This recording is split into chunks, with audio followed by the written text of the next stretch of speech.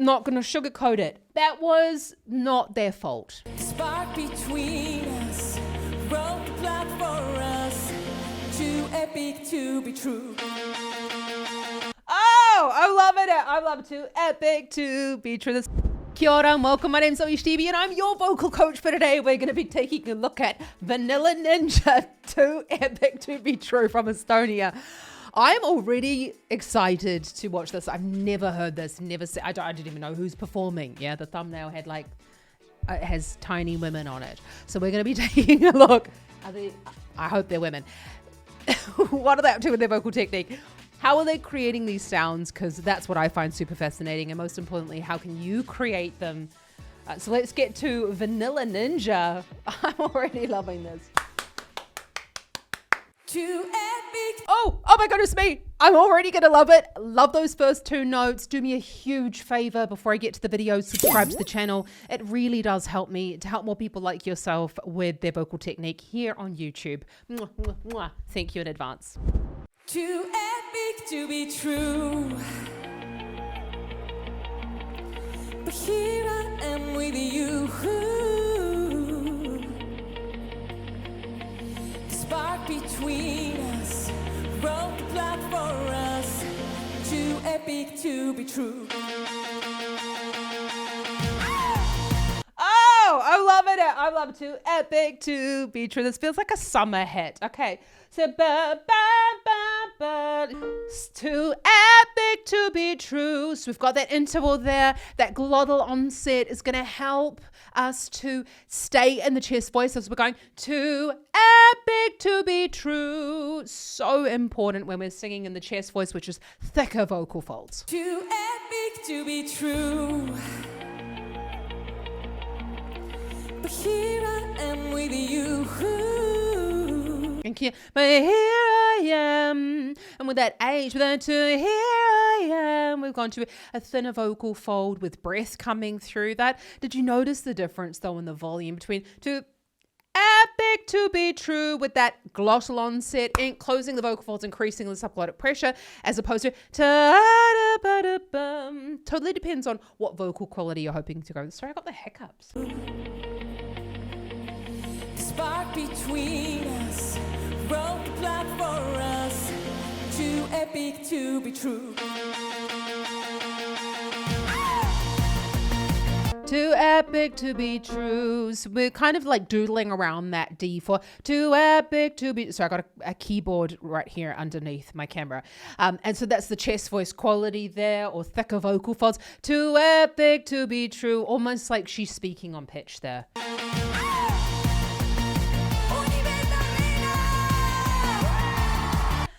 Obviously she's speaking Estonian, right? I love it when we're hearing artists speaking either before or after, or like during their performances, because we're already hearing that. This is the way I get a lot of students to access that chest voice sound.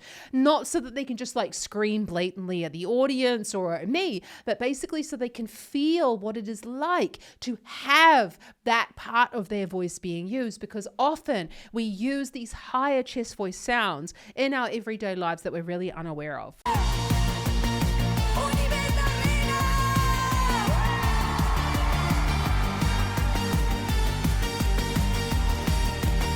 Maybe this could be heaven. Maybe I'm just a fool. Maybe we're closer than we think. And I've gotta keep you.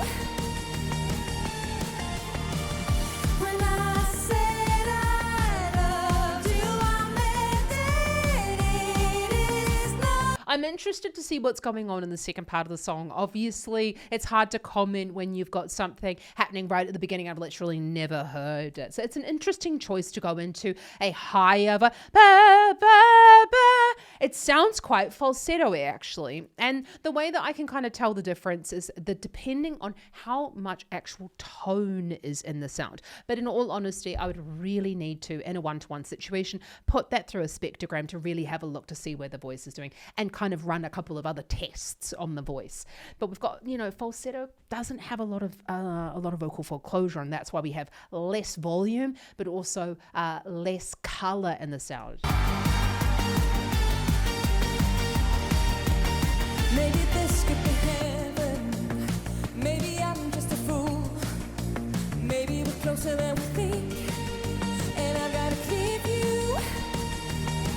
but we're hearing that maybe we got like a thicker vocal fold, chest voice sound there, very little breath, and I got a clear view. We're hearing that click in the sound of the change of register, but I got a clear view, and can you hear that difference in the tonal quality there? That is a big sign that we're swapping into falsetto. But she's done exactly, because obviously she's an experienced singer, exactly what needs to happen when we're going into a breathier sound higher up in the range.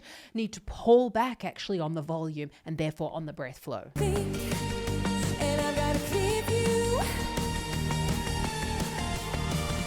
When I said I loved you, I meant it. It is not so hard to believe it. Too epic to be true. But here I am with you. I'm quite surprised actually, I suppose because this is coming at the end of me looking at a lot of the performances in this year's Eurovision entries, and the singers that we've seen this year are really too epic to be true. They are, there is so much stability in the sound. So I'm quite surprised in this moment, but this is a lot to do with the mixing going on in the background that has a lot to do with the stability. So we're not going to comment then on what the singers are actually putting into the performance. This has a lot to do with that mixing. And I would have expected it to be better, to be honest, especially for the national final live performance. So let's just go back on it. I said I loved you, I meant it. It is not so hard to believe it. Too epic to be true. So when we're hearing the so what we're hearing is when we're going lower in the this is, and again, I'm not like at all in any way like poo-pooing. I'm so sorry, I don't know these beautiful women's, very talented women's names, but the singers that are singing in this moment, and we can hear that there's more than one going on there. So when we're going lower in the we're still getting that kind of like hooty sound, and honestly that just comes with a lot of experience of listening to singers. This is what a lot of people come to me and they're like, Zoe, I want to get louder in my range, I want to get louder and feel more powerful, get a lot more ease. This is an artistic decision that these ladies have made about their singing. And often singers, if they're trying to get more volume or trying to get more power in the sound, this is not the decision that we would be making. We would want to get the vocal folds closing, better, like more subglottic pressure, building up the pressure within the ribs. It just makes it so much easier when you've got that stability coming from the vocal folds themselves. Here I am with you. The spark between us wrote the path for us. Too epic to be true. Maybe I am so reckless. I don't play by the rules. Maybe we're closer than we think, and we've got a clear view. See, that was in I've got a clear view, and she's going higher in the range. This is where we can really hide the falsetto, because we can use a bit of twang, which is a tightening of the area above the larynx, in order to allow the vocal fold, like it cheats the vocal folds closed. This is something that you'll hear quite a lot being spoken about in speech level singing, and I do speak from a very experienced view. I took many years of speech level singing lessons. They didn't help, but this is one of the premises, and this is why it didn't help. So I got a clear view. So it's curious because in a lower part of the range, when we are in falsetto, we lose quite a lot of the power of the sound, as I said earlier. When we choose though to go breathy lower in the range, going down to that B, that D, for there with you, we're quite low within the female chest voice register. So in order to create more like volume on the sound really, but also more pitch, because when we're lower in the range, the vocal folds they need to shorten, and then when we just have like the front bits touching, which is they close from the back, so the front bit, they always stay together, and in falsetto only the very tip of the vocal folds are actually touching, and that's where it can create a little bit of instability. And it's when I'm kind of hearing that kind of the pitch not being quite as stable, that's often a sign of falsetto. spark between us, wrote the path for us, too epic to be true. Spark between us. Spark between us. Too epic to be true. That is most definitely a breathy vocal quality. I would say, because we're not hearing any vibrato going on, and also spark between us, too epic to be true. It's sort of got that not only breathy, and I'm not meaning any disrespect. I just, in my vocal studio, I call it a little bit woofy, because it sounds like the sound is a bit fluffy, and I get a lot of singers reporting back to me that they feel like they're sort of like using a lot of air and they're using a lot of energy to get the sound out.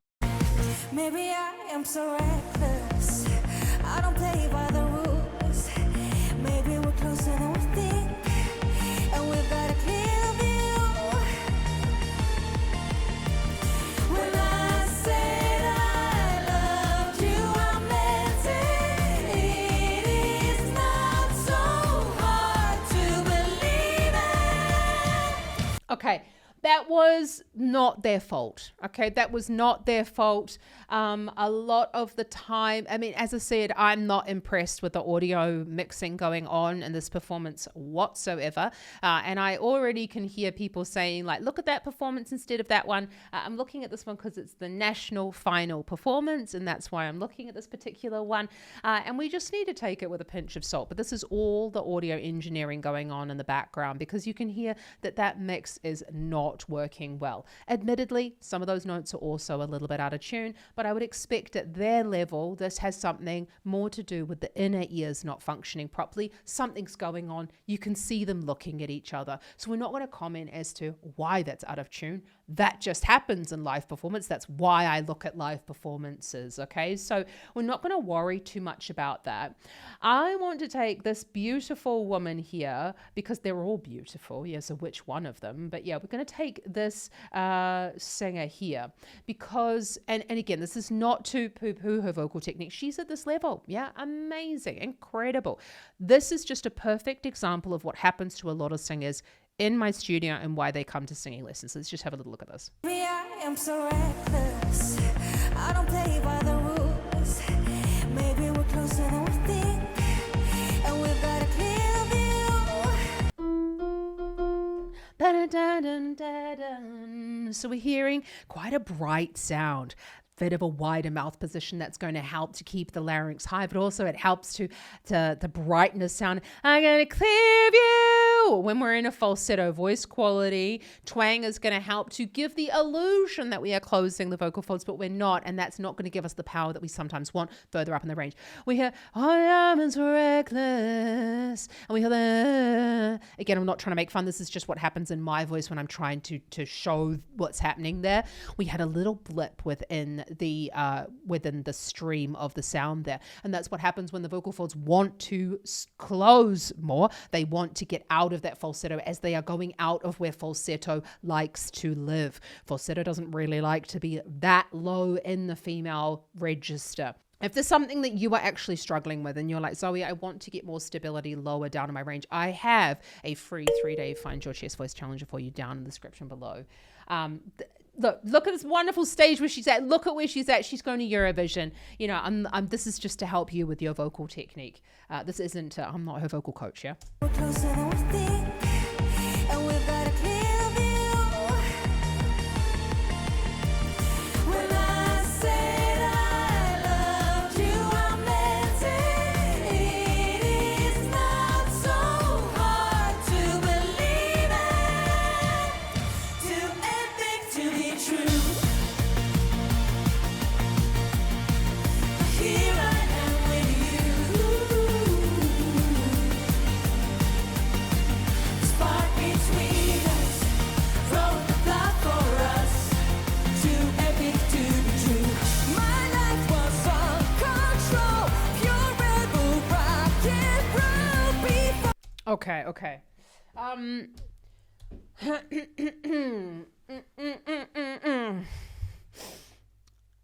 I'm just going to explain myself in this moment, okay? Because, like, you can see, yeah, you're not blind. I'm not going to edit this out, okay, because it's really important.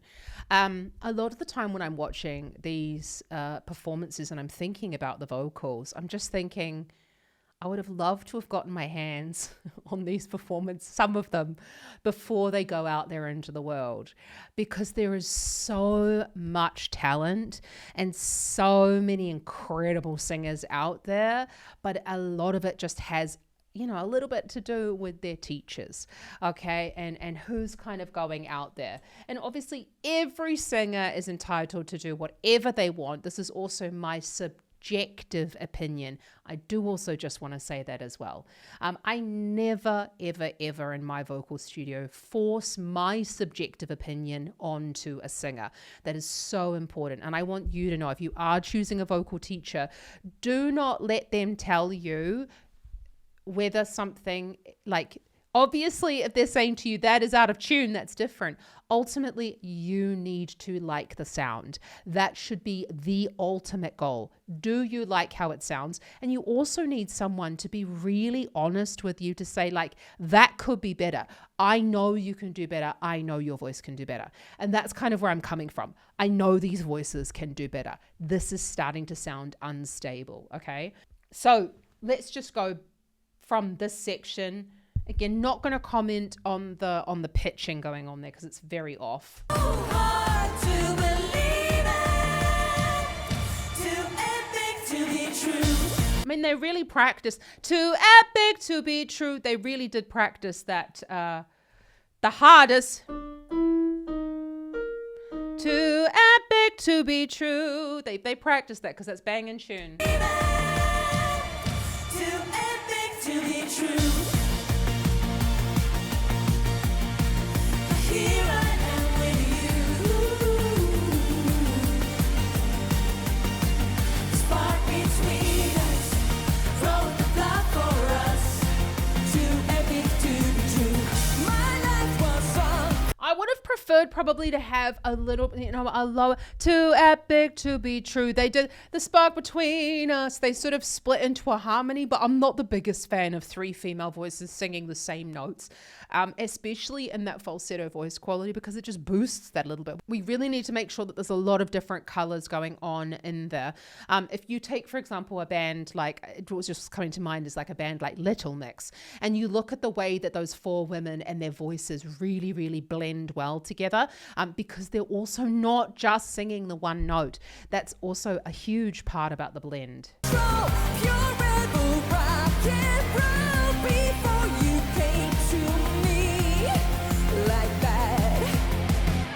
I can't take my eyes off you tonight. Then don't. Your kisses are like dynamite. How dramatic. But do say it again. Too epic to be true. Okay, I think that's very, very cute.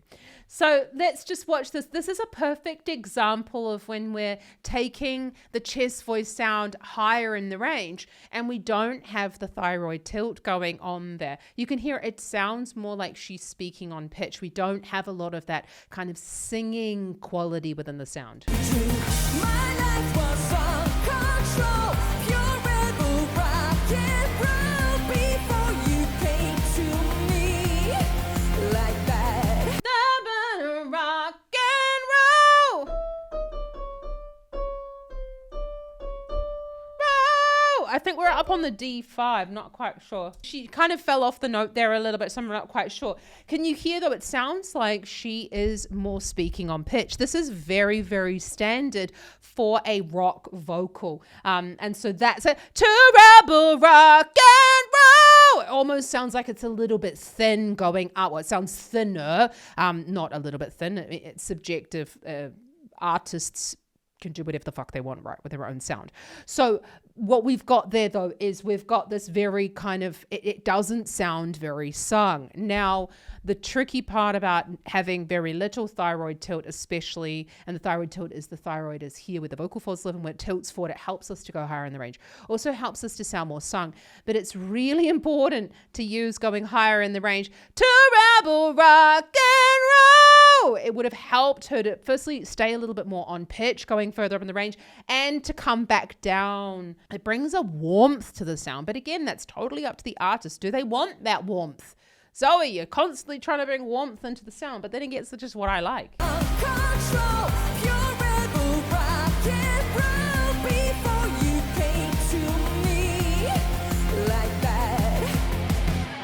I can't take my eyes off you tonight. Then don't. I would be very curious to know how long Vanilla Ninja has been around. You can obviously see that the lead singer's been doing this for a while. Be very interested to know like what she's sort of come from. It sounds like it's a little bit more of a rock background. That sounds like a very, as I said, a rock vocal, very little thyroid tilt, thicker vocal folds, but like almost like a little bit constriction coming in there and a tightening to make it sound like it's really effortful. And that's what we're looking for within a rock vocal. We don't really want the warmth that I kind of like bang on about and like kind of want to keep on having in the sound there. Not in everyone. We haven't seen that though through other rock performances as well. So again, this is sort of this, I almost think like this Joan Jett kind of vocals. This I love rock and roll, almost like speaking on pitch. I can't take my eyes off you tonight. Then don't. Your kisses are like dynamite. How dramatic. But do say it again. Too epic to be true. And that, there we go. We heard her now hit that too epic to be true, which I'm surprised about because at the beginning she hit it without a lot of that pressure, and now we're having a lot of that pressure come in. So I'm curious to see what's happened there. But here I am with you. Spark between us, wrote the plot for us.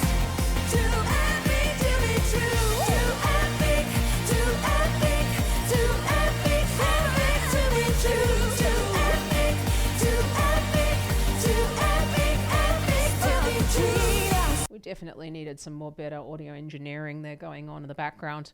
I'm just quite surprised. Too epic, too epic. You know, using that falsetto sound. You can hear it in my sound and we can hear it there. It sounds quite wishy-washy. It sounds like it's like too epic, too epic. If we were to actually bring the vocal folds together rather than staying in that falsetto, we would have a stronger sound. But what would also happen is we would also have a better blend between those voices, because too epic kind of sounds a little bit choiry in that moment, which doesn't quite fit with the sound. Too epic to be true.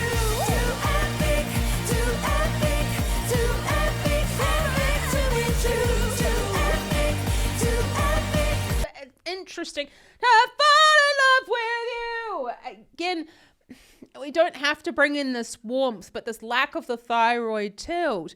It's very interesting because I don't know why now we've got quite a lot of constriction coming in, and it's almost like the sound is quite wobbly in that moment, but we didn't have that at the beginning. So what is going on? This is often a question of stamina, where at the beginning of the song it all like sits quite well, and then at the end of the song the voice starts to get tired and kind of the wheels start to fall off. Epic to be true.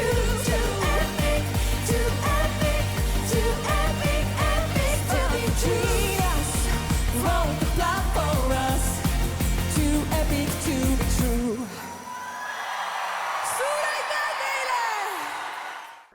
And there you go. She goes in. She goes in and yells out to the audience, and that's what I wanted to hear. Epic. That's what I wanted to have in the song. So we know that the voice can do it. We know that the voice is able to do it. And I would almost question the fact that this, for me, would be a little bit more about the training. And this is why I encourage singers who are rock singers to sing classical music, or classical singers to sing musical theater, or things that are not classical. Because what we need within the voice is cross training. And like with fitness, and it's not like cross training like on a walking machine. What we call cross training is when we're singing lots of different styles, because all of these different styles of singing are requiring different levels levels of muscular engagement and also different types of muscular engagement. And what happens is when we tend to sing in one style of music for a long period of time, the voice kind of gets a little bit stuck, and it gets kind of like sets in that lane. And I always like to say, especially with louder vocal qualities, it gets like in the slipstream, and then it's kind of difficult to get out of it.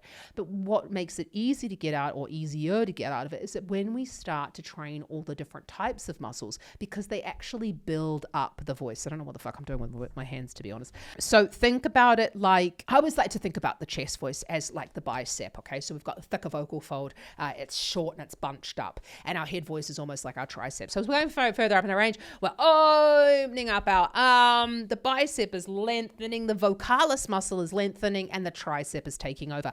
Same thing happens when we're going further up in the range. We're giving the weight of one vocal quality is giving way to the other to go further up in the range. And so now my tricep is working and my bicep is working less. It's a thinner muscle. This muscle's working now. And then the opposite thing has to happen. And as I recurl my arm, my bicep starts to work, and that's what's happening. We're giving back to the chest voice, and we're kind of doing this the entire time and swapping through.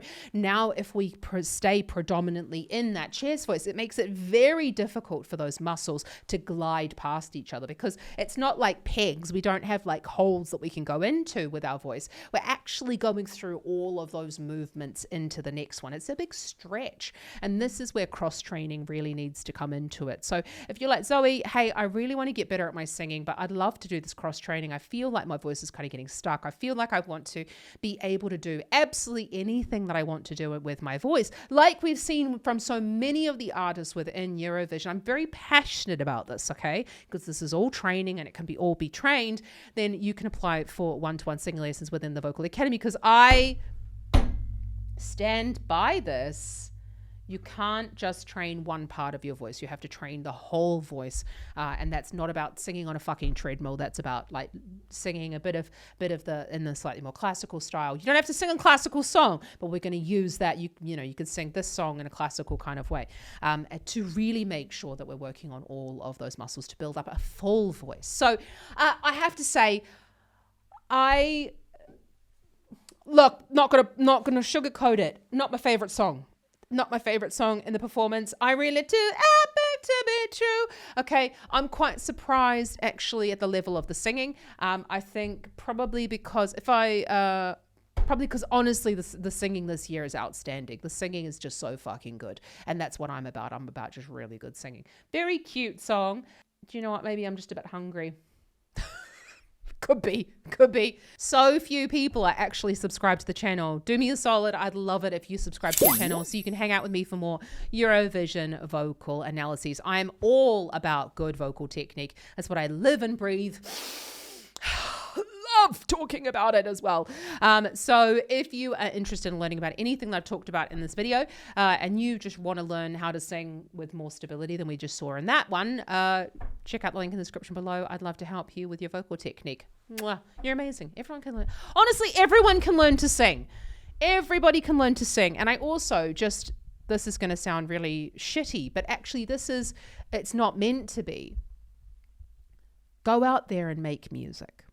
Because too many of my students have, in the last couple of weeks, been talking so much about like, oh, I'm so worried that this isn't going to be taken very well. I'm so worried that I'm going to be bad, or I'm not going to come across. I think we've just seen in one performance, we've seen a whole bunch of different things happen in the voice, which happens to a lot of singers' voices who don't have a hell of a lot of experience in singing. So honestly, if we've got this happening on the Eurovision stage, go and just post your music, okay? Because there is an audience out there for everything. And I want you to use this as your motivation to go, do you know what? If they can stand on stage and sing, I can stand on stage and sing. You can stand on stage and sing. I want you to go out there and put your music out there.